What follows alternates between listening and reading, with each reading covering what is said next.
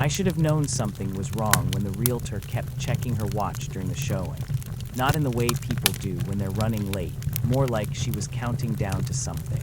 The house at 1247 Elm Street had been on the market for 8 months, which seemed impossible given the neighborhood. Tree-lined streets, good schools, the kind of place where children still rode bicycles and neighbors knew each other's names. The price had been reduced 3 times. Mrs. Henderson, the realtor, had this habit of touching door frames as we moved from room to room. Just a brief contact with her fingertips, like she was checking to make sure they were still there. When I asked about the previous owners, she said they'd relocated for work. Something about her tone suggested she'd practiced that answer. The house itself was unremarkable. Colonial style, built in 1962, 3 bedrooms, 2.5 baths. Hardwood floors that creaked in all the expected places. The kitchen had been updated sometime in the 90s, and the basement smelled like every basement I'd ever been in: concrete and old wood and something else I couldn't quite identify. Something sweet, almost. I signed the papers on a Thursday. The moving truck arrived the following Saturday, and that's when I first noticed the neighbors' behavior. Not unfriendly, exactly, but they had this way of looking at the house that reminded me of how people look at accident scenes. Curious but careful not to stare too long. Mrs. Kowalski from next door brought over a casserole and mentioned, almost as an afterthought, that the previous family had been very quiet people. She emphasized the word, quiet, in a way that made it sound like a warning. The first week passed normally enough. I worked from home, setting up my office in the front bedroom upstairs. The internet connection was surprisingly good for an older neighborhood. The mail carrier, a thin man with prematurely gray hair, always left packages on the far edge of the porch, as close to the street as possible while still being technically on my property. It was during the second week that I began to notice the sounds. Not unusual sounds that would have been easier to dismiss. These were perfectly ordinary household noises occurring at the wrong times. The refrigerator humming at 3:17 a.m., but only for exactly 43 seconds. I know because I started timing it. The floorboards in the hallway creaking with the rhythm of footsteps, but only when the house was settling after sunset. The kitchen faucet dripping, but only when I was in rooms where I couldn't see it. I called a plumber about the faucet. He was a local man, probably in his 60s, with hands that looked like they'd fixed everything in this neighborhood at least once. When I mentioned the address, he got very still. Not surprised, exactly. More like he was remembering something he'd tried to forget. He spent 20 minutes examining the faucet and found nothing wrong. The washers were new, the connections tight. Before he left, he stood in my kitchen doorway and said, "Some houses just make noise." Then he paused, looking at something over my shoulder. "Course, some noises just make houses."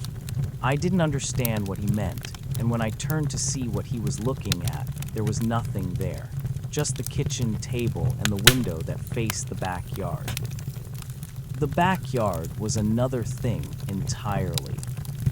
It was perfectly maintained, too perfectly. The grass was exactly the right length, the flower beds precisely weeded, the small maple tree in the center pruned with mathematical precision. I hadn't done any of this work.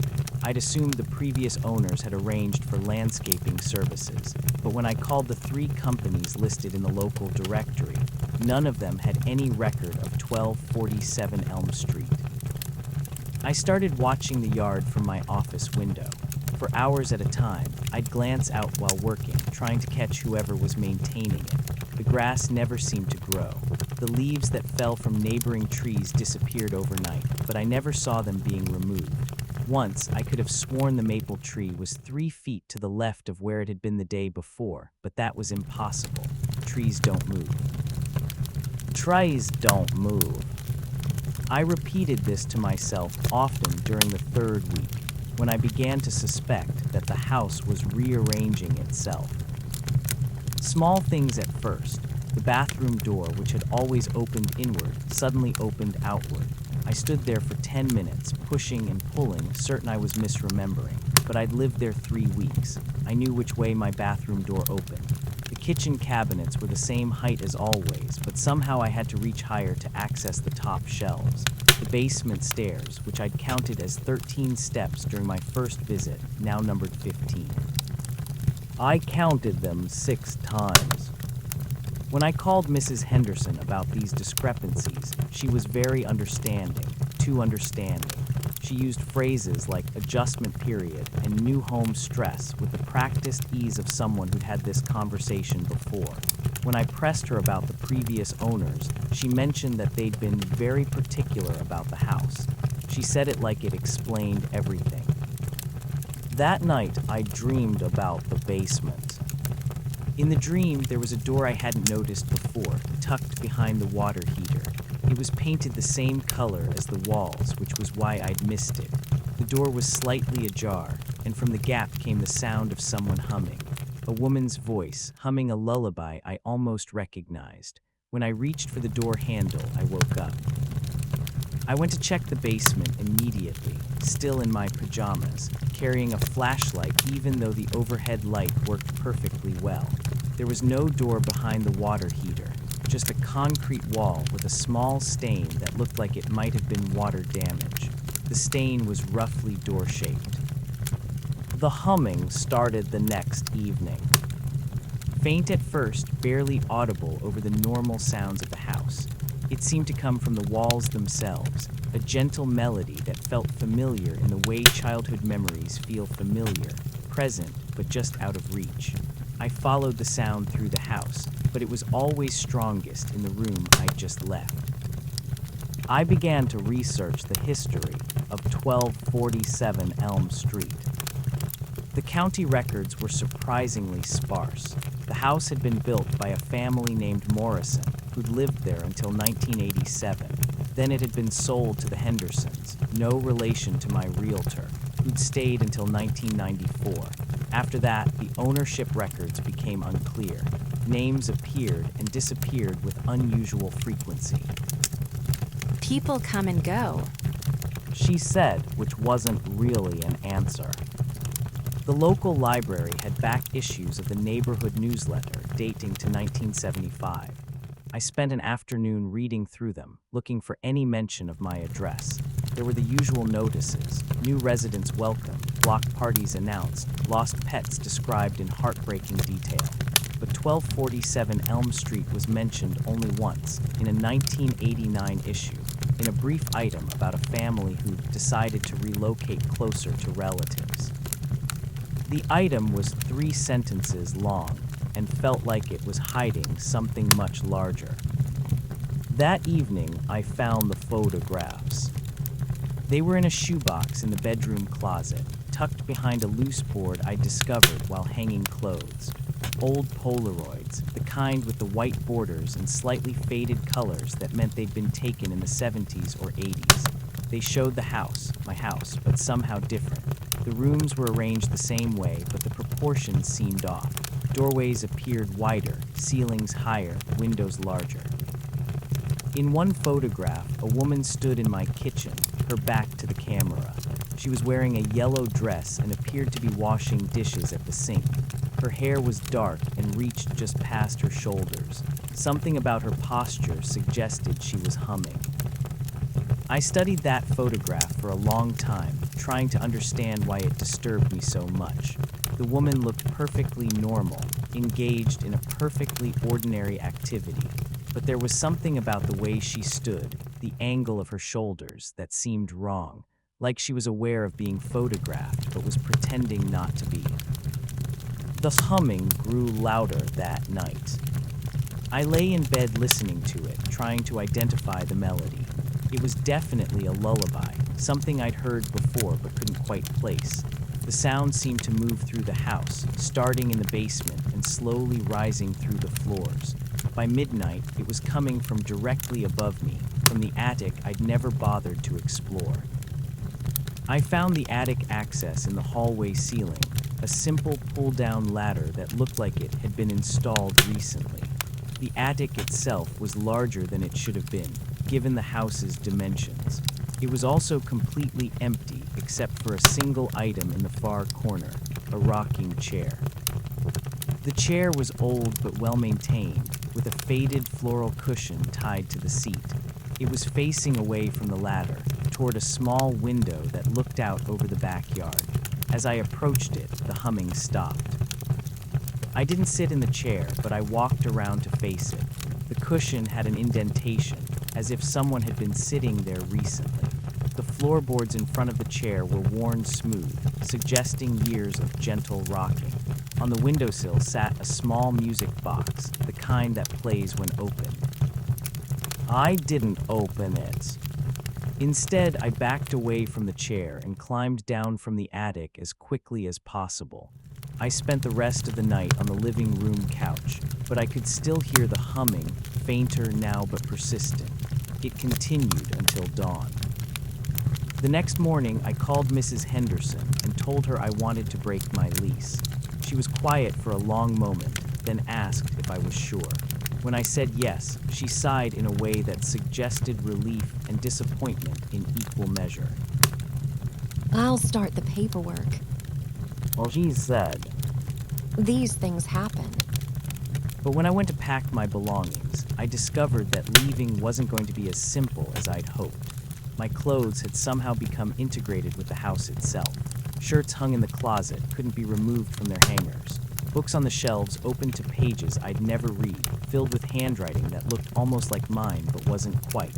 My laptop displayed files I hadn't created, documents with names like staying, txt, and home.doc.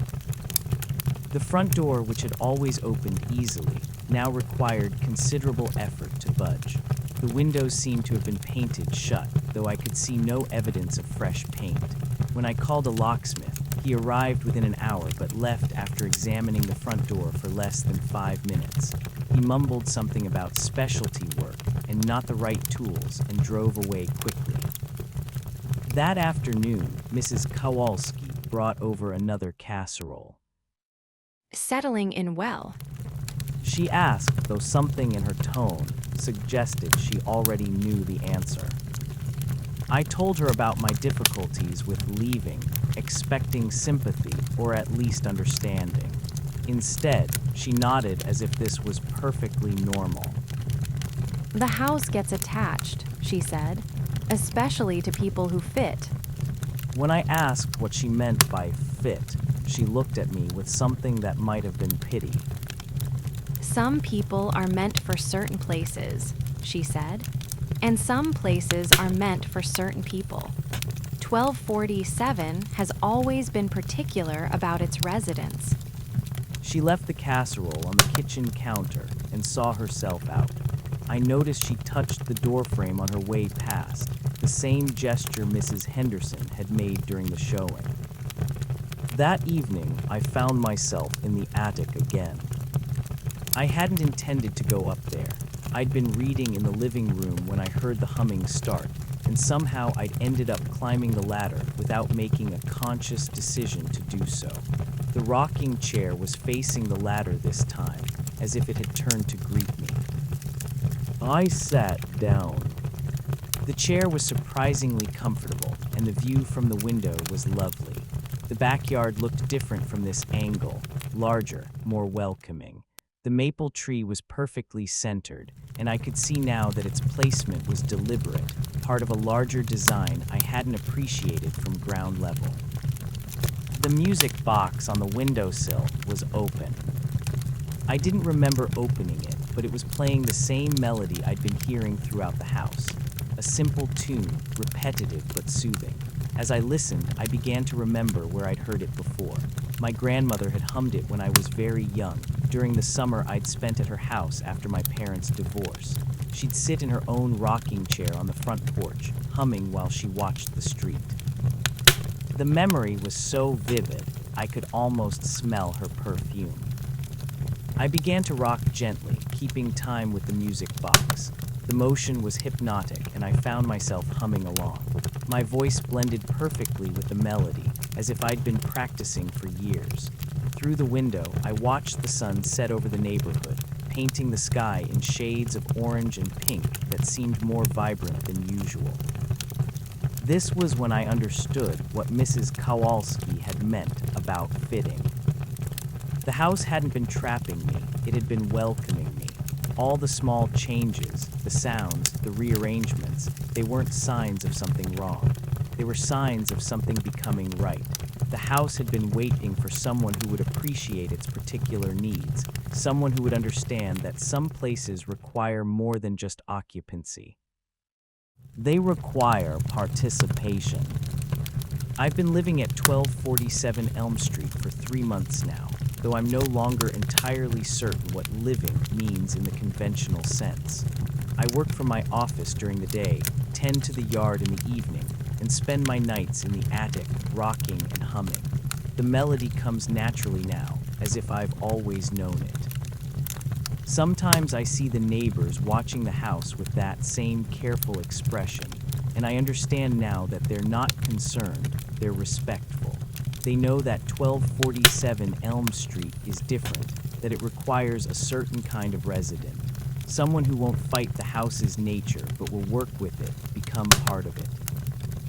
Mrs. Henderson calls occasionally to check on me, though I suspect she's really checking on the house. She always asks if I'm settling in well, and I always tell her yes, because I am settling in more each day. The photographs in the shoebox have changed. New pictures appear regularly, showing me in various rooms of the house, always with my back to the camera, always engaged in some domestic activity. In the most recent one, I'm standing at the kitchen sink, wearing a yellow dress I don't remember buying. My hair has grown longer than I usually keep it, reaching just past my shoulders. I look like I'm humming. Sometimes I wonder about the previous residents, the ones who relocated for work or decided to move closer to relatives. I think they're still here, in a way, part of the house's memory, woven into its fabric like the sound of their voices, the rhythm of their footsteps, the melodies they hummed in quiet moments. I think I'm becoming part of that memory, too. The realtor will probably start showing the house again soon. She'll bring prospective buyers through the rooms, touching door frames and checking her watch. She'll mention that the previous resident was very quiet, and she'll mean it as both description and instruction. And maybe one of them will fit the way I fit. Maybe they'll hear the humming and recognize it as something they've been waiting for their whole life. Maybe they'll understand that some houses don't just shelter, they embrace. Until then, I'll keep the house ready. I'll maintain the yard and dust the furniture and sit in the rocking chair, humming the melody that connects all of us who have ever called 1247 Elm Street home. The music box plays every evening now, and I always hum along. After all, some traditions are worth preserving. I should have known something was wrong when I found the key under the third flower pot from the left, exactly where my grandmother had always kept it, even though she'd been dead for 7 years and the flower pots had been empty since. The house looked smaller than I remembered. That's what everyone says about childhood homes, isn't it? But this was different. The windows seemed to have drawn closer together, like eyes squinting against too much light. The front door, painted blue when I was 12, white when I left for college, green the last time I'd visited, was now a color I couldn't quite name. Something between all three, perhaps, or none of them at all. I'd driven up from the city to settle the estate. There had been complications with the will, legal tangles that kept the house in limbo long after the funeral. My lawyer had finally called last Tuesday. The papers were ready. The house was mine, had always been mine, apparently. Grandmother had left it to me in a will dated 3 years before I was born. The key turned easily, too easily, as if the lock had been waiting. The smell hit me first, not the mustiness you'd expect from a house sealed for years, but something else. Cinnamon and vanilla, the ghost of Christmas cookies that grandmother used to make. But underneath that, something sharper, medicinal, like the smell of the hospital room where she'd spent her final weeks, except she'd died at home. I remembered that clearly. The hospice bed in the living room, the way the afternoon light fell across her hands. The living room was exactly as I remembered it, down to the doily on the side table, and the way the couch cushions held the impression of someone who had just stood up. But the hospice bed was gone, of course. It had never been there. Grandmother had died in her sleep upstairs, in the bedroom where she'd slept for 40 years. I set my overnight bag down and noticed that my footsteps echoed differently than they should have. Not louder, but longer, as if the sound was taking its time to find the walls. The photographs on the mantelpiece were wrong. Not obviously wrong. They showed the right people at the right ages, the same faces I'd grown up seeing. But in the family portrait from my 8th birthday, I was standing on the left side of grandmother instead of the right. I knew this because I remembered the argument about it, how I'd wanted to stand next to Uncle Robert, but grandmother had insisted I stay by her side. In the photograph, Uncle Robert wasn't there at all. I picked up the frame. The glass was warm. In the kitchen, I found a cup of tea on the counter, still steaming. Earl Grey with 1 sugar, the way grandmother always took it, the way I take it now. The cup was one from the good china set, the one with the tiny blue flowers that she only used for special occasions. There were 11 cups in the cabinet. There had always been 12. I poured the tea down the sink and watched it swirl counterclockwise, which was wrong for this hemisphere, wrong for this house, wrong in a way that made my teeth ache. The drain made a sound like someone clearing their throat. Upstairs, the hallway stretched longer than it should have. I counted my steps, 23 to reach the bedroom door. I'd run this hallway countless times as a child, and it had never been more than 15 steps. But children's steps are smaller, aren't they? That would explain it. Except I was walking slowly now, deliberately, and my stride was shorter than it had been when I was 12 and racing to avoid the creaking floorboard that would wake grandmother. The creaking floorboard that was now 3 feet to the left of where it used to be. Grandmother's bedroom was pristine. The bed was made with hospital corners, the way she'd learned during her brief stint as a nurse before she married grandfather. Before the war, she used to say, though she never specified which war. The wedding photograph on the nightstand showed her in a dress I'd never seen before, standing next to a man who looked almost like grandfather, but whose eyes were the wrong color. Blue instead of brown, or maybe brown instead of blue. I couldn't quite remember what color grandfather's eyes had been. I opened the closet and found it full of clothes that smelled like lavender and thyme. Dresses I remembered, coats that seemed familiar, and in the back, a small wooden box that I'd never seen before but somehow knew contained grandmother's jewelry. The jewelry she'd been buried wearing. Inside the box, wrapped in tissue paper that crumbled at my touch, was the cameo brooch she'd worn to church every Sunday, the one I'd watched them place on her chest before they closed the casket. The tissue paper reformed itself as I watched, smooth and white and new. I closed the box. I closed the closet. I closed my eyes and counted to 10, but when I opened them, I was standing in the hallway and I couldn't remember walking there. The bathroom mirror showed my reflection, but it was wrong in the way that mirrors sometimes are in dreams. I looked older, not dramatically, just tired around the eyes, a little gray at the temples that hadn't been there that morning. When I leaned closer, my reflection leaned away. I splashed cold water on my face and felt it run upward along my cheeks. Downstairs, I tried to call my wife, but the phone, grandmother's old rotary phone that should have been disconnected years ago, had no dial tone, just a sound like breathing, like someone listening very carefully to something they'd heard before. I hung up and immediately heard it ring. 3 short rings, the way it used to ring when I was a child and grandmother would answer with her formal telephone voice. Henderson Residence, Margaret speaking. But when I picked up the receiver, there was only that breathing sound, patient and familiar. The sun was setting, though it seemed too early for that. The light coming through the kitchen window was the wrong color, too orange, too thick, like honey or amber or the light you see through closed eyelids. I checked my watch, but the hands were moving backward, and I realized I couldn't remember what time I'd arrived.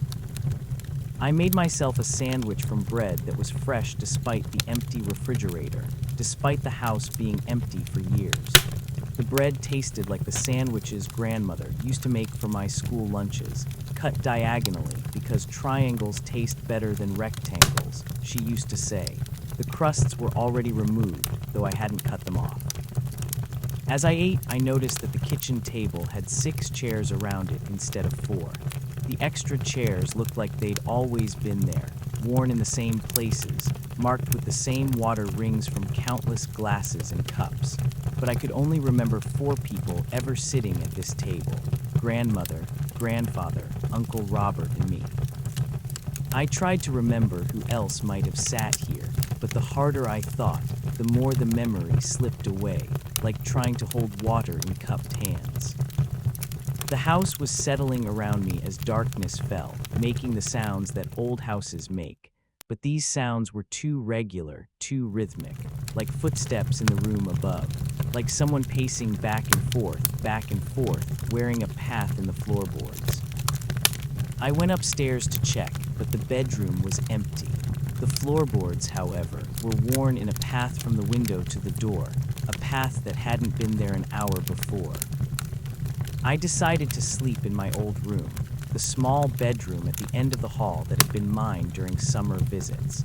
The bed was made with the same Star Wars sheets I'd used when I was 10, though they looked newer now, brighter, as if they'd been waiting in some drawer where time moved differently. The room was exactly as I'd left it, down to the stack of comic books on the nightstand and the model airplane hanging from the ceiling. But the airplane was spinning slowly, though there was no breeze, and the comic books were issues I'd never owned, featuring characters I almost recognized but couldn't quite name. I lay down and tried to sleep, but the house was too quiet. Not the quiet of an empty house, but the quiet of a house holding its breath, waiting for something, listening. Around midnight, though my backward watch couldn't confirm this, I heard grandmother's voice calling my name from downstairs. Not loudly, just the way she used to call me for dinner, patient and warm and expecting an answer. I didn't answer. I pulled the covers over my head like I used to do during thunderstorms, but I could still hear her calling. The voice was getting closer, moving through the house with the slow, careful steps of someone who knew exactly where everything was in the dark. The footsteps stopped outside my door. "I made your favorite cookies," grandmother's voice said through the wood. "They're still warm." I could smell them now, chocolate chip with just a hint of vanilla, the way she'd made them every Christmas. My mouth watered despite the fear that was crawling up my spine like cold fingers. The doorknob turned. But I had locked the door. I was certain I had locked the door, though I couldn't remember doing it, couldn't remember there being a lock on this door at all. The door opened anyway, slowly, and I saw her silhouette in the hallway light that shouldn't have been on. She looked exactly as I remembered her, but smaller somehow, more fragile, as if she were made of paper and shadows and the memory of warmth. "You came back," she said, and her voice was exactly right, exactly as it had been, except for the way it seemed to come from somewhere else, somewhere behind her or above her or inside the walls themselves. I wanted to speak, wanted to ask her how she was here, why she was here, but my voice had abandoned me the way voices do in dreams. She stepped into the room, and I could see that she cast no shadow, though the light was behind her. Her feet made no sound on the floorboards that had creaked under my weight just hours before. "I've been waiting," she said, sitting on the edge of the bed the way she used to when I was sick, when I'd had nightmares, when the world seemed too big and frightening for a small boy to navigate alone. "I've been keeping everything just the way you like it." Her hand touched my forehead, and it was warm and real and impossible. It smelled like hand lotion and flour, and the faint medicinal scent I'd noticed downstairs. "The house remembers," she whispered. "It remembers everything. Every Christmas morning, every scraped knee, every story I told you before bed. It remembers the way you laughed when you were 7 and lost your first tooth right here in this room. It remembers the way you cried when you were 16 and thought no one understood you." I wanted to tell her that I remembered too, but the memories she was describing felt strange, like photographs of someone else's life. I couldn't recall losing a tooth in this room. I'd never cried here when I was 16. "It remembers the way you promised you'd never leave," she continued, her voice growing softer, more distant. "The way you said you'd always come back." But I had never made such a promise. I was sure of that, almost sure. "The house gets lonely," she said. "Houses need people to remember them, to keep them alive. Without memories, they just become wood and brick and empty spaces." Her hand was growing colder now, or maybe I was growing warmer. It was hard to tell the difference. "Stay," she whispered. "Stay and help it remember. Help me remember." I tried to sit up, tried to speak, but I felt heavy, weighted down by blankets that seemed to be multiplying, growing thicker and warmer and more difficult to move beneath. "Just for a little while," she said, "just until morning." But I could see through the window that morning was moving away from us, that the sky was growing darker instead of lighter. That time was flowing backward like water down a drain. I closed my eyes and felt myself sinking into the bed, into the house, into the memories that weren't quite mine, but felt more real than anything I could recall from my actual life. When I opened them again, I was 8 years old, and grandmother was reading me a story about a house that loved its family so much it never let them leave. I could smell cookies baking downstairs and hear grandfather's voice calling from the garden, though grandfather had been dead since before I was born. The house settled around us with a sound like contentment, like a deep breath finally released. And I realized, with the clarity that comes just before sleep, that I had never left this room at all, that I had been here always, would be here always, helping the house remember what it meant to be home. The story grandmother was reading had no ending, just words that repeated themselves in an endless loop, like a record with a scratch, like a memory that couldn't quite decide what it wanted to be true. Outside, my car sat in the driveway, but the keys were back under the third flower pot from the left, waiting for the next visitor who would find them exactly where they expected them to be. The house remembers everything, even the things that never happened, especially those. I should have noticed the wallpaper first. That's what I tell myself now anyway, that if I'd paid attention to the wallpaper, I might have understood what the house was trying to tell me. But you don't really look at wallpaper, do you? Not properly. It's just there, like breathing, like the sound of your own heartbeat that you only notice when something's wrong. The house was perfect, you see. That was the problem, though I didn't know it then. 3 bedrooms, 2 baths, hardwood floors that gleamed like they'd been waiting for me specifically. The price was reasonable, more than reasonable actually, which should have been the second thing I noticed. But I was tired of apartment living, tired of hearing Mrs. Chen's television through the thin walls at all hours, tired of the smell of other people's cooking seeping into my clothes. I signed the papers on a Tuesday, moved in on a Thursday. By Saturday, I was hearing things. Not voices exactly, not at first. More like conversations happening just outside the range of understanding. You know that feeling when you're in a restaurant and you can almost make out what the couple at the next table is discussing, but not quite. It was like that, except the sound was coming from inside the walls themselves. I convinced myself it was the pipes. Old houses settle, make noises. The heating system was probably just adjusting to having someone living there again. The previous owner had been gone for, well, I never did find out exactly how long. The paperwork was strangely vague about that detail.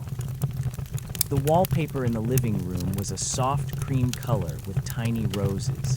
Innocuous, the kind of pattern your grandmother might have chosen. But sometimes, when the afternoon light hit it just right, the roses seemed to shift slightly. Not move exactly, more like they were breathing. I started spending more time in the kitchen. The kitchen wallpaper was different, a cheerful yellow with small blue flowers. Daisies, maybe. I'm not good with flowers, but the yellow was warm, welcoming. It didn't seem to breathe. The whispers were quieter there too, though they never stopped completely. It was in the kitchen, 3 weeks after I'd moved in, that I first heard my name. I was making coffee, the same coffee I'd made every morning for 15 years, in the same blue mug I'd owned since college. Normal things, comforting things. The whispers had become background noise by then, like living near train tracks. You adapt. But then, clear as anything, David. I dropped the mug. It shattered against the linoleum, coffee spreading in a dark puddle that looked wrong somehow. Too dark, too thick. I cleaned it up with paper towels, but the stain remained. Still remains, actually. I stopped trying to scrub it out after the first week. That night I called my sister, told her about the house, about how happy I was to finally have my own place. I didn't mention the whispers. You don't mention things like that. People worry. They suggest doctors, medications, long talks about stress and isolation. "You sound tired," she said. I was tired. I'd been sleeping poorly since the move. The whispers were louder at night, more insistent. Sometimes I'd wake up convinced someone had been calling my name, but when I'd lie there listening, there would be only the soft murmur of voices I couldn't quite understand. The bedroom wallpaper was white with thin gold stripes, elegant, expensive looking, but the stripes weren't quite parallel. They converged and diverged in ways that hurt to follow with your eyes. I'd lie in bed tracing their paths until my vision blurred and my head ached. It was easier to sleep on the couch. The living room whispers were different from the kitchen ones, more urgent. Sometimes I could almost make out individual words, fragments that might have been help or stay or listen.